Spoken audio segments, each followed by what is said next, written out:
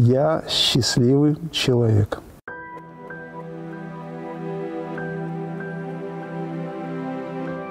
Я делаю свое любимое дело.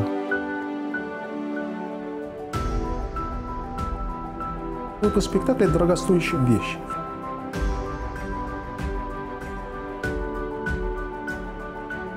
Все, что надо, я умею. Деньги зарабатывать тоже.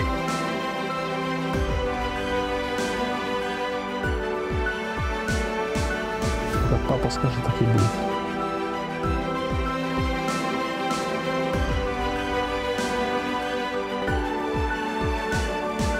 Самая удачная постановка – та, которую ты еще не поставил.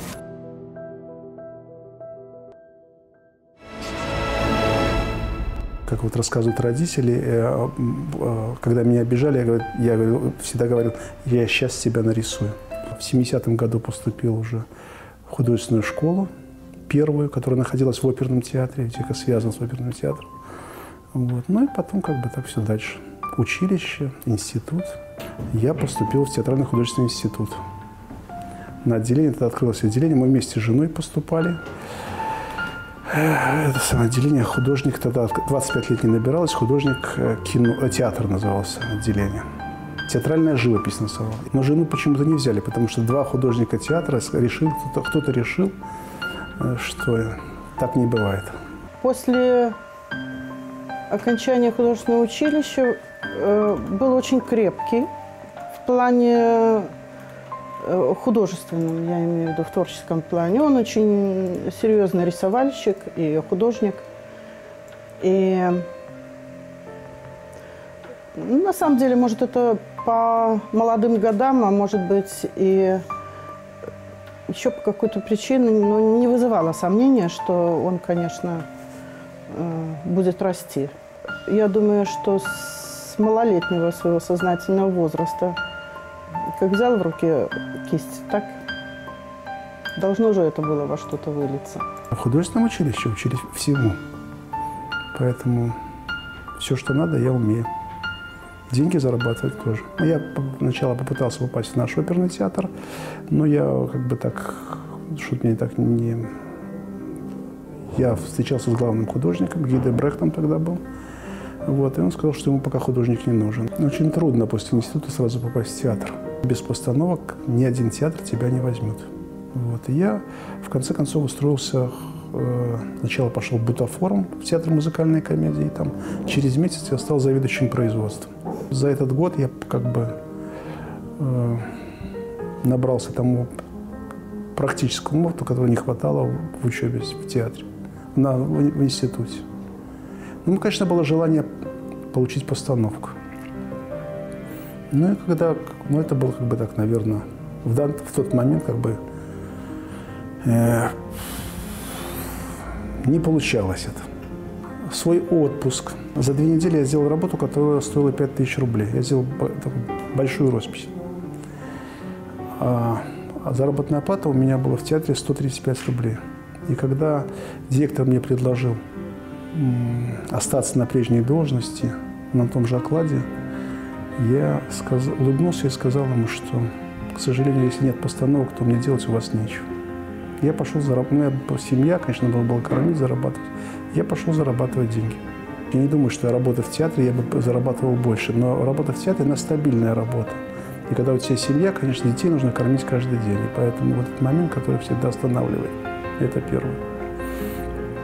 Второе, все-таки как немножко было обидно. Столько лет проучиться и как бы себя чувствовать невостребованным. 19 февраля 1994 года мы были с женой на балете «Лебединое озеро». И я сказал ей, что я буду работать в этом театре. На следующий день я пришел в отдел кадров. Вот. Они тоже удивились, потому что как бы у них художников с высшим образованием не было. И я попросился у них Бутафорум. Потом я как бы через несколько лет стал там, я уже не помню, как бы это у нас художник-скульптор называется, такой Бутафор, который может разные работы делать. Но потом у меня было такое совершенно неожиданное предложение, которое как бы так каким-то образом, ну я даже не знаю, как оно. Ну, все, что было, то было. Мне предложили должность завпоста. театр оперы и балета. Тут совершенно как бы так, ну, может сказать, это уже случай, может быть, это все подходило. Я познакомился с Борисом Луценко. Я показал как бы направление своих мыслей, как бы мы с ним встречались, разговаривали. У них освобождалось место главного художника. Я предложил свою должность. Ну, как бы. Меня приняли. Первая у нас постановка была «Перед заходом солнца», потом была «Анжела и другие», потом было восстановление «Опера нищих», потом было на малой сцене «Уходил старик от старухи».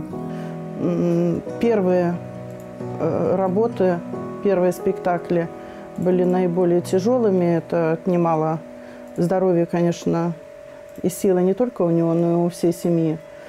Ну, с годами все это стало легче. Естественно, с мастерством приходит немножко какой-то больше уверенности и меньше напряжения это требует. Это был мастер, понимаете, и поэтому вот эти многие моменты, если попадание, то это на 100%. Благодаря Борису Ивановичу я, наверное, по-настоящему стал театральным художником и почувствовал вот этот дух театра. И, конечно, после Бориса Ивановича все остальные режиссеры, как бы, ну, с ними интересно, но не так интересно, как с Борисом Ивановичем. Это вылилось в «Седые волосы», и это вылилось в приобретение бесценного опыта.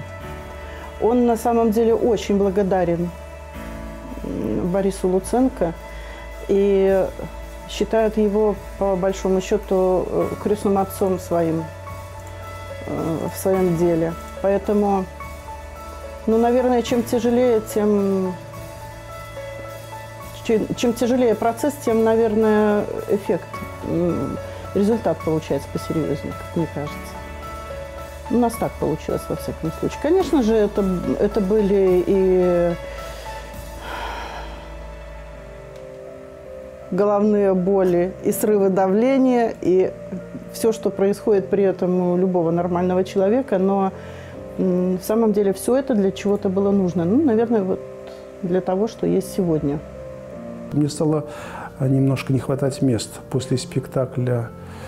То есть мне не хватает объема в драматических театрах. Произведение, принесшее им наибольшую популярность, все-таки мы с ним сделали вместе. Саша как-то сразу мне поверил с первой работы. Он как-то сразу меня очень так воспринял без проверки на вшивость моего авторитета, так сказать, да, творческого. Вообще, это был человек первый, который меня встретил в Минске, вот, с которым привез меня к себе в кабинет, с которым все. Вообще, конечно, Сашка, кроме всего прочего, еще и друг мой, и я его очень люблю, это кроме всего прочего. Вот. Замечательный человек, замечательный, классный мужик, настоящий. Я счастливый человек. Я делаю свое любимое дело. А моя задача ведь не сделать, не напугать ни на кого. Здесь сделать, чтобы люди, которые работают, они были твоими соавторами. Поэтому только в этом, не в злобе, а в том, чтобы они хотели сделать это. Получается общая наша, это моя идея. И поэтому моя задача, наоборот, погладить, похвалить и сделать так, чтобы люди были с удовольствием работали. Я сам все умею делать руками, и поэтому многие вещи, конечно, мне самому должен, я всегда как бы придумаю новую какую-то фактуру, какие-то новые материалы. И поэтому в театрах всегда люди работают заинтересованы, когда видят, что это интересно, то они с удовольствием это исполняют. Когда я учился в Минском художественном училище имени Глебова, отец работал в оперном театре, и нас, как студентов, привлекли делать скульптуры для балета. Это был совместный французско-белорусский проект «Сон в летнюю ночь». И мы делали античные скульптуры, но там они были выполнены из папье-маше. Поэтому такой как своеобразный опыт у нас, конечно, был. Жена у меня Наталья. Она работает прорисовщиком, режиссером «Беларусьфильм» на студии мультфильма. Вот мы с ней уже вместе 28 лет. Ой, 28, 38. 38 лет – это очень серьезный срок.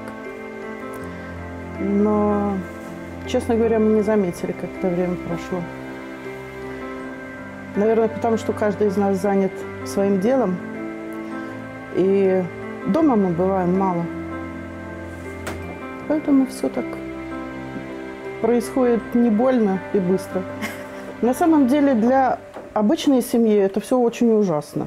Это просто ужасно. Потому что человек совершенно не принадлежит семье, он принадлежит своему делу. У него такая самоотдача, что на самом деле, наверное, нужно быть людям одной области для того, чтобы это понимать. Люди искусства, творческие люди, они далеки от быта, они там где-то витают. С этим как раз все в порядке. Он очень уверенно и как бы практически стоит на земле. И если нужно что-то мелкое или крупное, от строительства до каких-то мелких бытовых дел, все это его задача, конечно, без всяких проблем. У нас двое сыновей, у нас сын один Константин, он у нас скульптор. И второй Александр, он как бы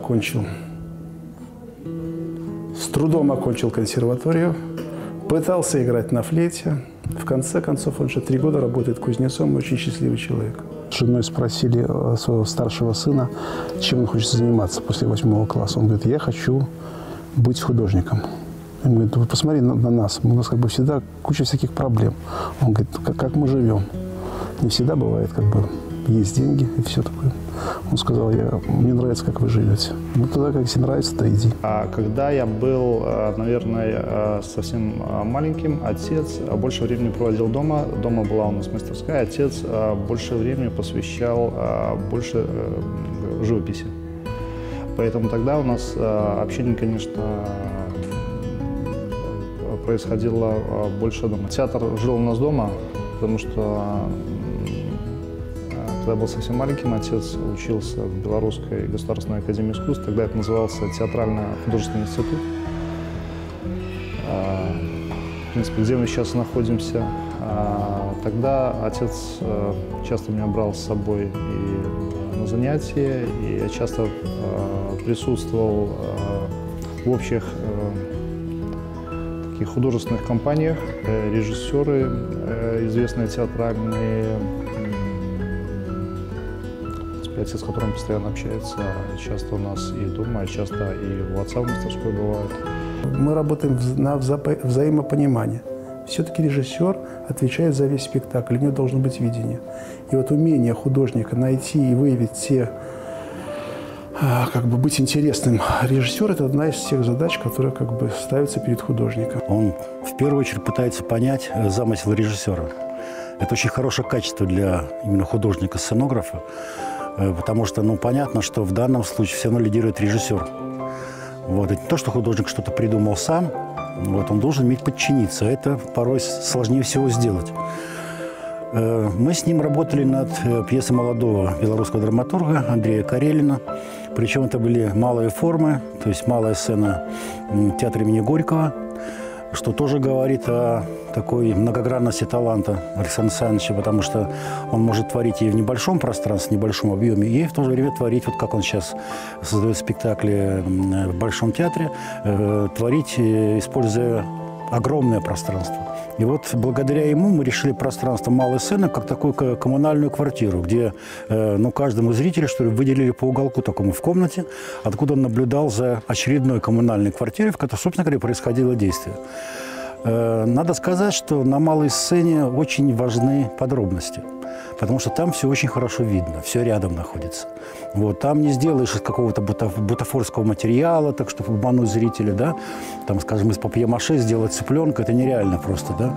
Поэтому у нас по-настоящему жарили яичницу, причем артисты очень любили этот эпизод, естественно. Александр Александрович придумал, как это все происходит, то есть какие должны быть столовые приборы, и так далее и тому подобное. Еще он придумал удивительный шкаф, который был не только шкаф, но это была удивительная дверь, потому что это, да, это был и шкаф тоже, вот, но через эти двери в шкаф можно было попасть на кухню, откуда потом выносили яичницу.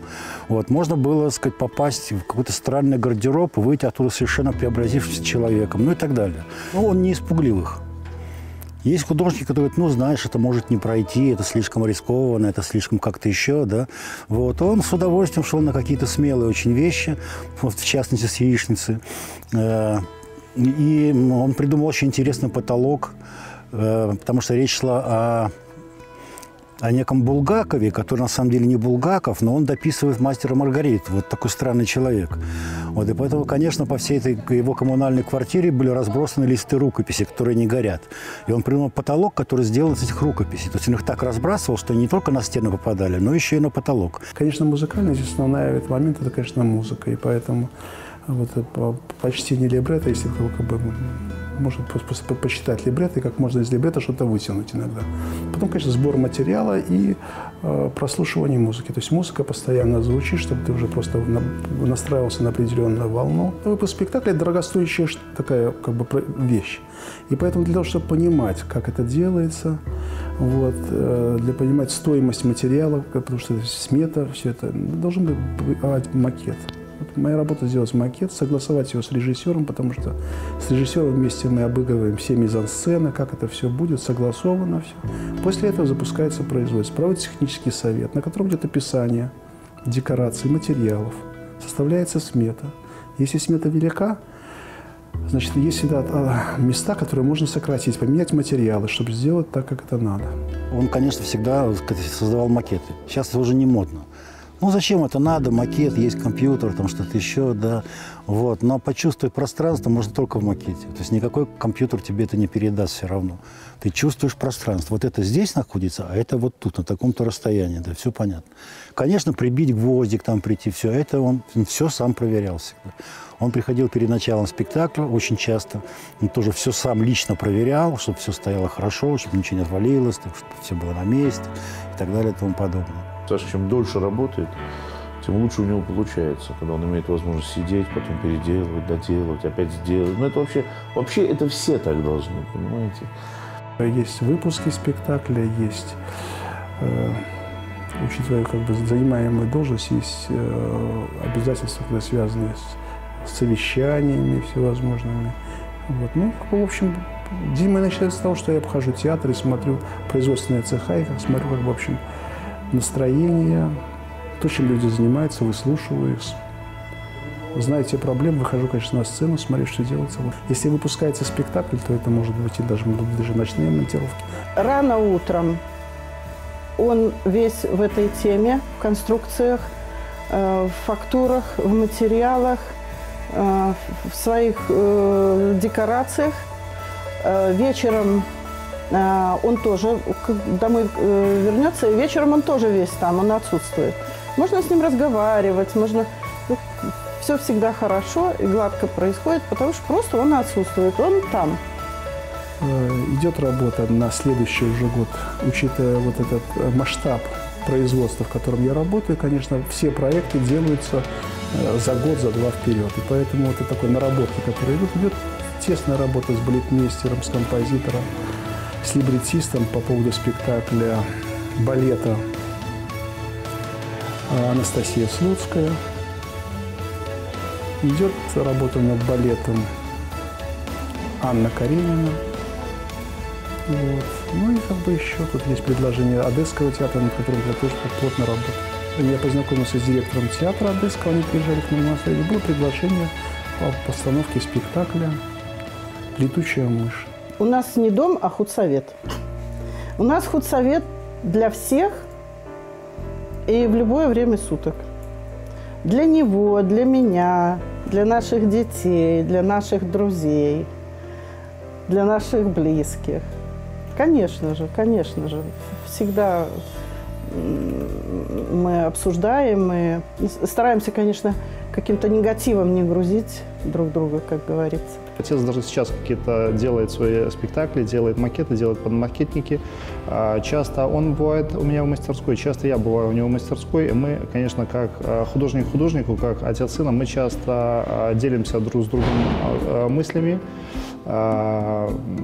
советуем друг другу по работе. Мне, конечно, я говорю, импонирует, что отец такой именитый человек, который сделал уже огромное количество спектаклей, больших, шикарных, ему интересно какое-то мое мнение. Мне сложно сказать, строгий он или не строгий, но мне достаточно даже того момента, чтобы отец просто вошел в помещение моей мастерской, даже не обязательно ему что-то говорить. И я уже понимаю, так или не так, я вижу уже какие-то моменты, что, в какую сторону можно повести эту работу. Сейчас отец пробует работать уже, наверное, ближе к моим материалам. Он пробует дома делать работы из камня. Он советует мне, какие инструменты нужны для обработки камня. Он делает интересные такие конструкции, наполовину сваренные из металла, наполовину из обработанного камня. Художник – это же художник везде, и поэтому какие-то моменты хочется иногда поработать. Так много всего с возрастом, так много всего хочется, поэтому иногда даже не хочется ложиться спать. Потому что я что-то делаю, какие-то сейчас работы такие большие, связанные с металлом, с обработкой камня. Поэтому какие-то попытки, но это мне нравятся, какие-то внутренние такие позывы. Но они такие большие, несколько метров. Тяжелый, конечно, даже металл. Сам момент просто работы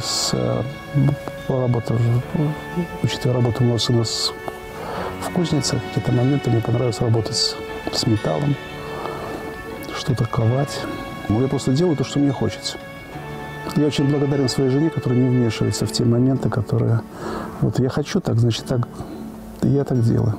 Это внутренняя моя потребность. Как папа скажет, так и будет. А что касается разногласий, как они могут не быть, понимаете? Всегда же бывает, мы живые люди, у каждого свое мнение, опыт огромный, и у него, и у меня, и вообще жизнь уже больше половины прожита, так что, наверное, что-то мы уже себе могли вообразить такого, что у каждого есть по поводу всего свое мнение, и оно не всегда может совпасть. Я говорю, Саша в этом смысле, конечно, всегда шел навстречу мне, поэтому мне в этом смысле с ним работалось, конечно, всегда очень и комфортно, и надежно. Он как-то сказал, что